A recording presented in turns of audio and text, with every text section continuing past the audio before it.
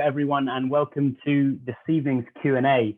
My name's Jon. I'm part of the team here at Raindance, and I'd love to introduce my guest, Naysan Baghai, the director of the film Descent. Nay, thank you so much for joining me. Thank you for having me, Jon. It's a real pleasure. No, it's really great to have you. And Nays is calling in from Sydney. So Nays, what time is it in Sydney at the moment? It's probably quite early in the morning. It is 6:53 in the morning right now. 6:53 in the morning, God. So Nays, thank you for joining us so early, and really appreciate you waking up. For those of you, I'm sure who've just watched the film, Nays is the director of Descent. First of all, Nays, congratulations on being selected for the 20th Raindance Film Festival. How do you feel? I feel, for one word, really chuffed, because I've been a fan of Raindance since I first started entering film festivals about 5 years ago. So to finally come here after years of waiting, it's a dream come true in a way. Oh, well, fantastic. And we're so happy to have you. And might I just say, a fantastic film I really enjoyed, and a really, really interesting subject matter. I myself, during the lockdown, have been getting into cold water swimming. So to be able to watch this film really was, yeah, I'm not quite as brave as you and Kiki, but you know, I'm slowly getting there. So for me to see something this extreme, you know, it was really opened my mind, and I really, really enjoyed it. So to start right at the beginning, Nate, I mean, could you just tell us briefly, you know, how and why did you get into filmmaking? And I mean, maybe, I'm sure you'll mention this, but for those watching, I'm sure you'll guess if you've seen the film, Nate's particular speciality in underwater filmmaking, and would love to hear about how you kind of went on the journey towards that.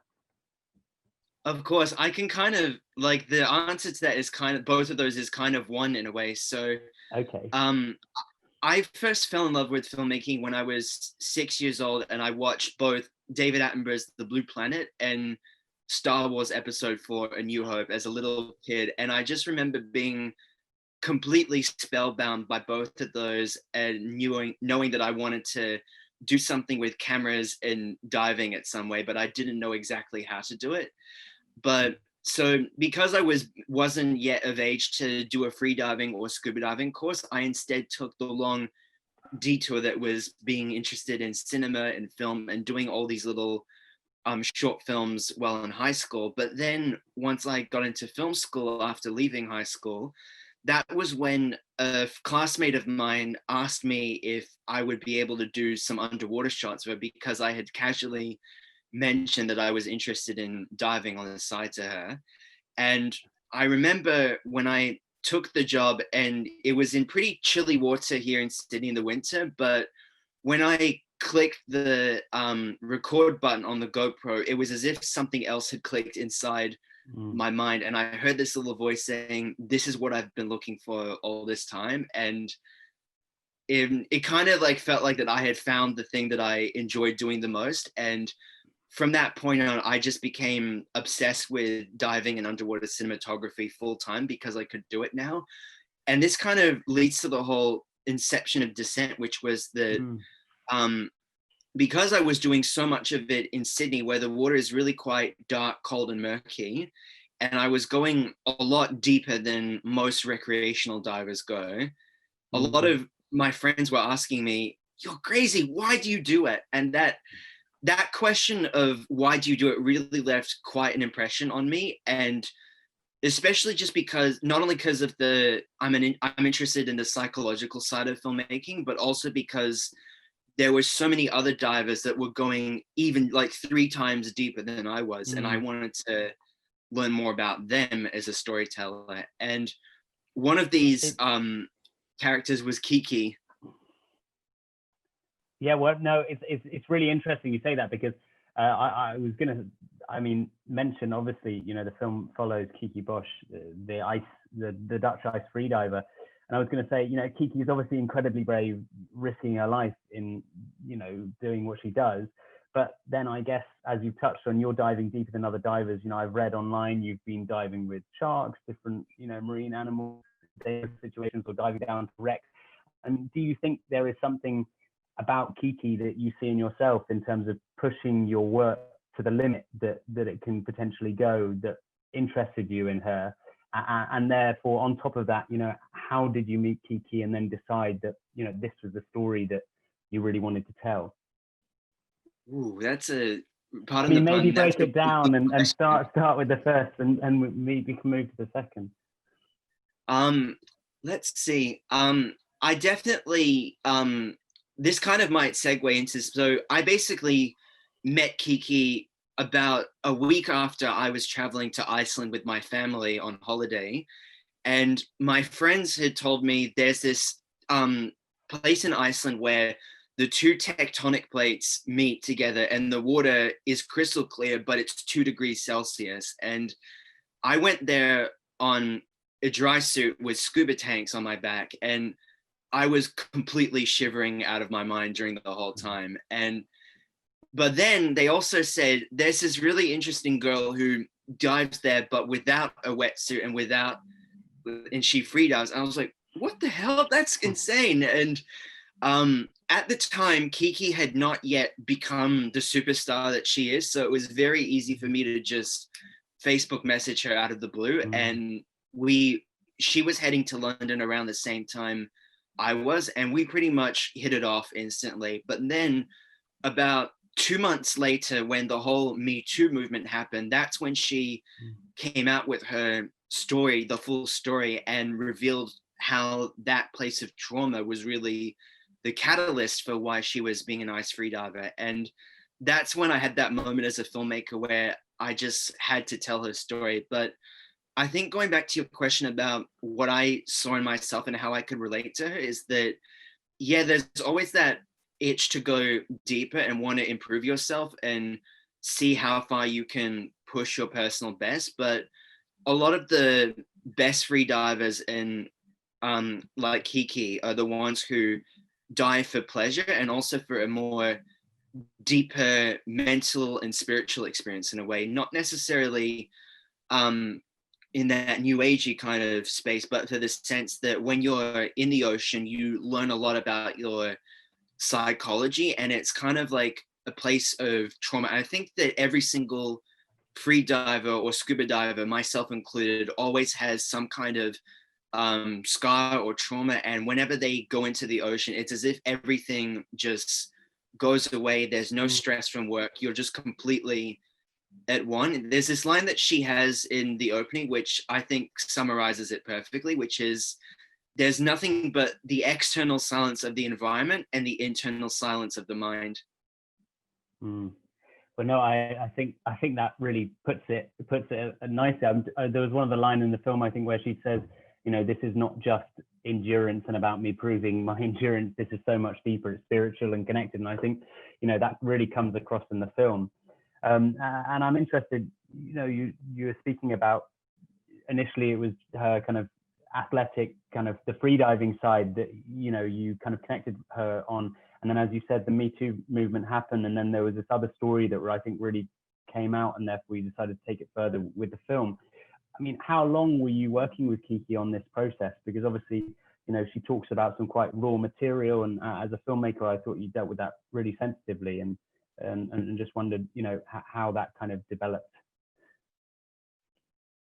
Oh, that's a great, it was about 2 years from the day I met Kiki to the day we rolled cameras, to the point where I was having video calls with her like once a month and writing the story and doing my research and basically using the last year I had at film school to basically do all my homework for this film and get it ready. But what happened was that before we did the whole you know, we talked about the sensitive topics. Her story was constantly changing. Like every time I would write a new scene, she would like something new would happen in her life and force me to re-examine the big picture. So that's an interesting thing I learned while doing it. But I remember when I wanted to get the interview as the first scene shot because I knew that it was the most emotionally sensitive one, and it was a very small set where it was literally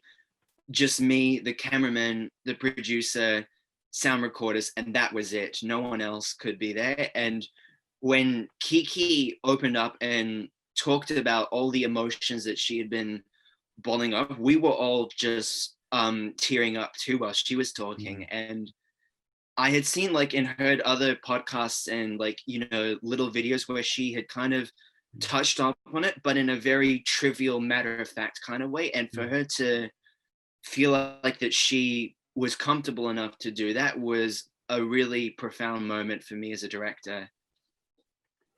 No, I mean, her story is so powerful and really the heart of this piece. And you know, I thought it was a very, very well dealt with, the way you guys dealt with it. On a kind of moving back into the diving now, you know, you shot this film in some very, very extreme environments.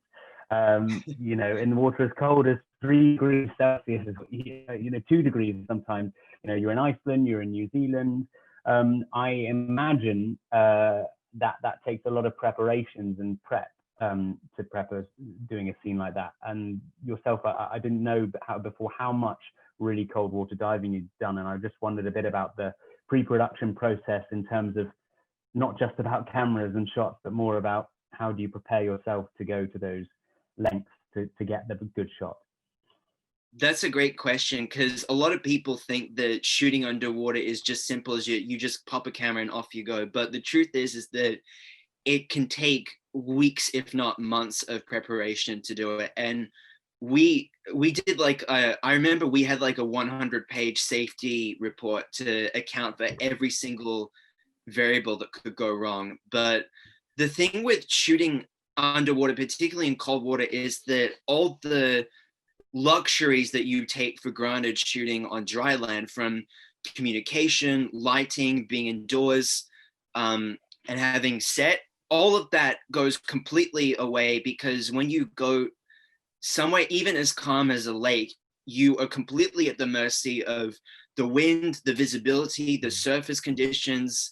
And then when you add the fact that you're shooting in water that can hover between 3 to 9 degrees Celsius, that just adds a whole nother element of what's the word, like it's just becomes a lot more challenging physically and psychologically to deal with, because it tires you out more quickly, especially as a free diver in Kiki's case, because unlike me, because I was wearing an 8mm wetsuit while hovering down her, she was just in her cozy, and she was just, her breath hold was reduced quite a lot because of how much effort she was putting in to stay warm and alive in that.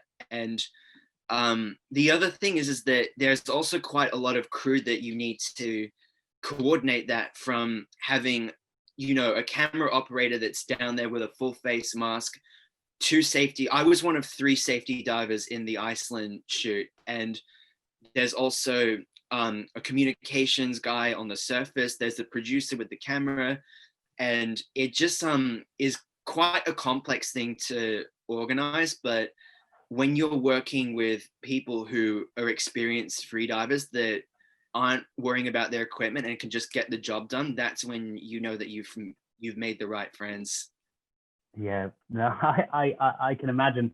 I mean, I've read before speaking to you, Nate, that sometimes you guys were spending up to 9 hours in the water in these kind of conditions, which I can't even imagine. I mean, on a side note, you know, how is it to keep crew on side? You know, normally it's about supplying the crew with food, you know, keeping people warm, having a nice green room. How do you keep people on side when you're in freezing cold water for 9 hours? Well, I had to, the interesting thing is that unlike a sauna or a jacuzzi, Kiki has this little thing called a dry robe, which is a cross between a parka and a towel, and she would just cocoon herself in that for 3 hours in between each take, so that she could not only physically get her body temperature up, because let's face it, you can't really install a sauna inside a boat or a remote ice crevice in the middle of Iceland. So that was the thing that helped to get through. But I myself, like in New Zealand, actually, I had to wear a thinner wetsuit because I was diving up and down so many times, and having a buoyant wetsuit would have prevented that. And by the time I finished, I was completely shivering out of my mind, because of it was just so cold doing all of those dives again and again and again. I can imagine, but the work really pays off. The cinematography is just incredible in the film. I should also remind all the audience watching, do put your questions to Nace in the chat box, in the Q&A box, and I will be asking them in a few minutes. On the process of shooting, in the film, not to spoil anything, but there's a scene where you use some archival footage where Kiki was doing a film shoot previously in a freezing cold lake, and she was responding to the requirements of the crew, and she blacked out, and she talks about that being a very, very bad experience. How did you balance that when you come to doing this film, between getting the shots that you needed but also respecting Kiki and her process? Well, that's the thing, is that going back to my earlier point of like how everything was changing, is that happened during the process of writing the script. And Kiki told me that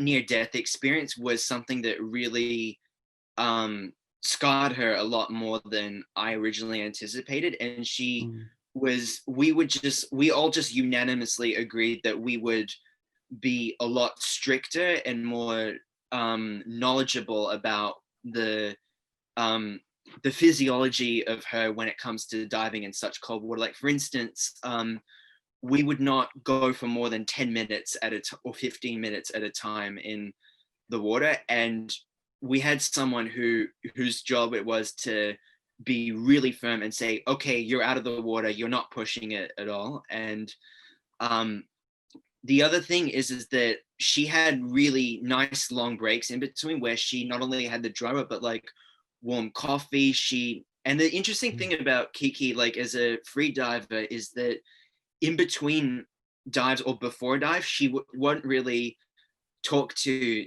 me or to Ed or any of the other guys, because she is just so focused on steeling herself for the dive. So we really had to plan out all the angles and shots that we would do and get it to a point where she wouldn't feel like she was. And that was the other thing, is that because she didn't have, in that shoot, she didn't have a mask and fins and whatnot, and she was focused on hitting her marks. In our case, what we did is she said, do a normal recreational dive as if you were just going in that environment, and we'll do the hard work falling around you so you don't have to hit the marks. And the instructions that we gave her were at the absolute minimum, so she just wouldn't be focusing on trying to act underwater, because I've done that before, where you have to hit your marks and walk somewhere, and when you're doing it without a mask, it can be quite disorientating doing that, and you want to feel as comfortable as you can in an otherwise hostile environment.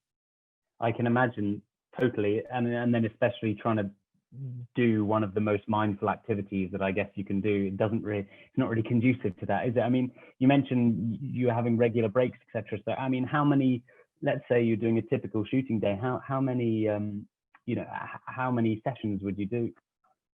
Well, it depends on the temperature of the water. Like for Iceland, which was in single digits, we did a maximum of 2 dives per day.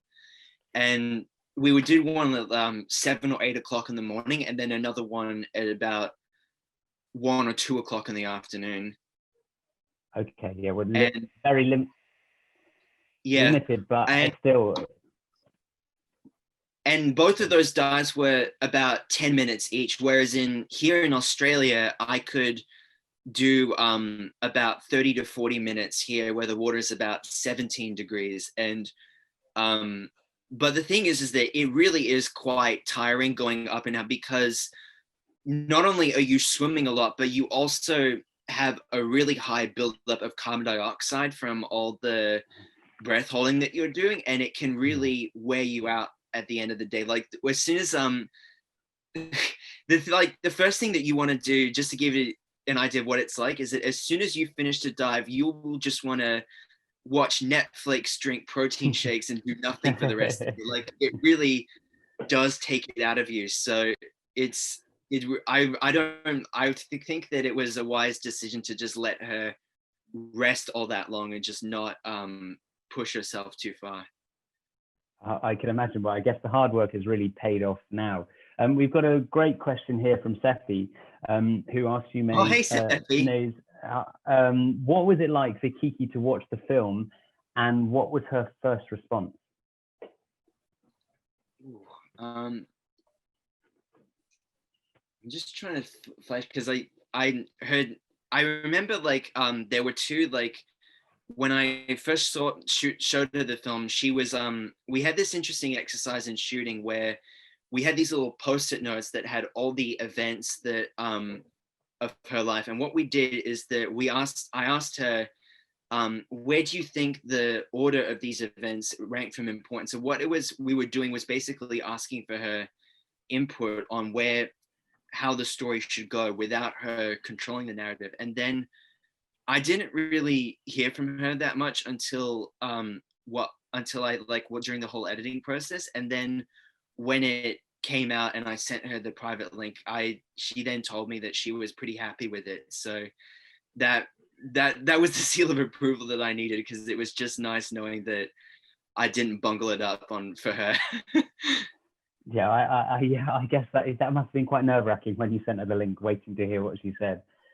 But, 100%. It's always nerve-wracking, like, because like even though like it wasn't like a normal client contractor thing, it did feel a little like that, where I had done something and I was showing it to a very specific audience that it was intended for, and obviously that will just spike the nerves up instantly when you do that.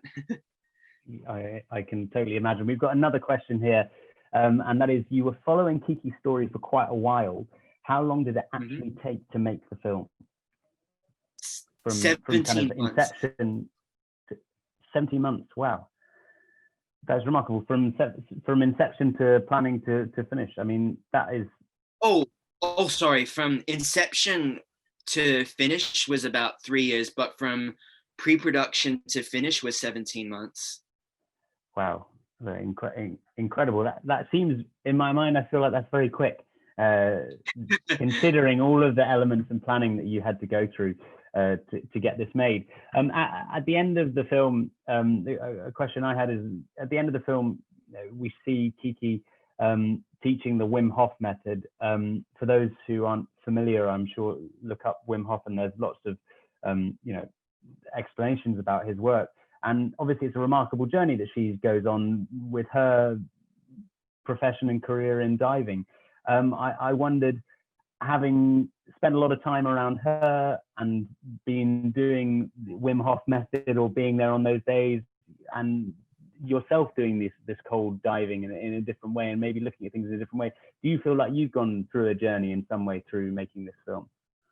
Oh, 100%. Like, Kiki was the one who actually converted me to cold water diving in the first place, because before that, I really did not like it at all. But then once she told me about all the health benefits that come with it, I instantly got hooked. And growing you, I can't push myself to the extremes that she can, and I'm not fond of the ice baths that they do in Wim Hof courses, but being able to, I think the last time I checked, there's a really big community in London and the UK that love swimming in wild rivers and oceans. And that's the kind of stuff that I do like doing in my spare time. But I do enjoy free diving a lot more, because it is a really pure way of diving, for lack of a better word. And I guess it was also interesting watching other people respond to Kiki, like that were involved in it. I remember one of my friends who I showed a rough cut of when she saw the story. She has two really big phobias of the ocean and of cold water as well. And she kind of was almost like she was inspired to overcome those phobias after watching it, in a way. So that was a really special thing for me to watch that have an effect on her. Wow, it must be amazing to see that, in action, to see the direct effect that your film is having, and really is an incredibly powerful film. To finish off, I'd love to ask you, what do you hope that the Raindance audience, or any audience, I guess, will take away from watching your film, Nate? For those of you who are watching, I hope that you feel inspired to access your psychology and do incredible things with it. Grant, you don't have to go to as far as she has in terms of like going in -3 degree water, but I hope that her story inspires you, and that you that it speaks to you, and that it just helps you talk to, I don't know, I just hope that people will relate to Kiki's story in a weird way, because that's what I wanted to do, was to take something relatively esoteric, which was ice free diving, and turn it into something more relatable at the end of the day. Well, I think you certainly achieved that, Nate. I'm not sure I'll be diving in 2 degree Celsius water, but definitely inspired me to push myself a bit more. And congratulations on the brilliant film. Thank you so much for joining us, Nate, again, to speak about your film. For those of you who haven't seen the film yet, the film is available again on Friday, so that's the 6th of November at 2:30. You guys can find the film at cinema.raindance.co.uk. Thank you so much, Nate, and I hope you enjoy your day in sunny Australia, I hope, now. We had 2 sunny days and now it's cloudy again. It's a bit like London.